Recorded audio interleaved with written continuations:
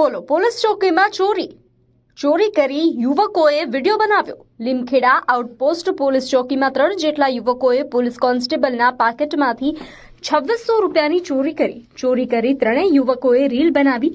Reel social મીડિયામાં viral છે।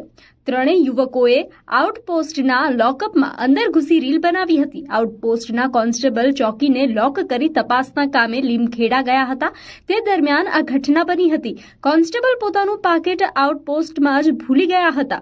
ત્રણેય યુવકોની રીલ સોશિયલ મીડિયામાં વાયરલ થતા પોલીસ જાગી છે। પોલીસે વિડીયોના આધારે ગણતરીના કલાકોમાં આરોપીને ઝડપી પાડ્યા છે।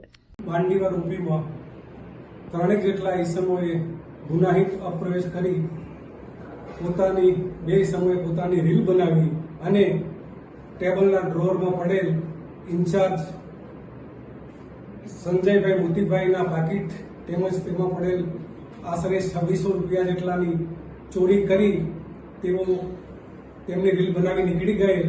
જે બાબતે પોલીસ સ્ટેશનના પીઆઈ શ્રી જે.એમ. ખાટ તેમજ એલસીબીની ટીમ આ તપાસમાં જોડાતા અને હ્યુમન રિસોર્સિસ તેમજ ટેકનિકલ ઇન્ટેલિજન્સના આધારે આ ત્રણેય ઈસમોમાંથી એક નવસાદ રજબભાઈ શેખ રહે દાહોદ, અયાજ મોહમ્મદ રીઝા મોહમ્મદ મકરાણી ઉમર 18 રહે દાહોદ મુલ્લાવાડા તળાવની સામે તેમજ બાદલભાઈ હસમુખભાઈ રાવળ રહે દાહોદવાળા હોવાનું જણાતા અને આ ગુનામાં દહેલ આશરે 2680 રૂપિયા તેમજ 3 મોબાઈલ અને ગુનામાંથી વાપરેલ જે હથિયાર હતું તે રિકવર કરવામાં આવેલ છે અને આ કામે ત્રણેય તમતદારોને આજરોજ નામદાર કોર્ટમાં રજૂ કરતા નામદાર કોર્ટે સોમવાર સુધીના રિમાન્ડ આપેલ છે।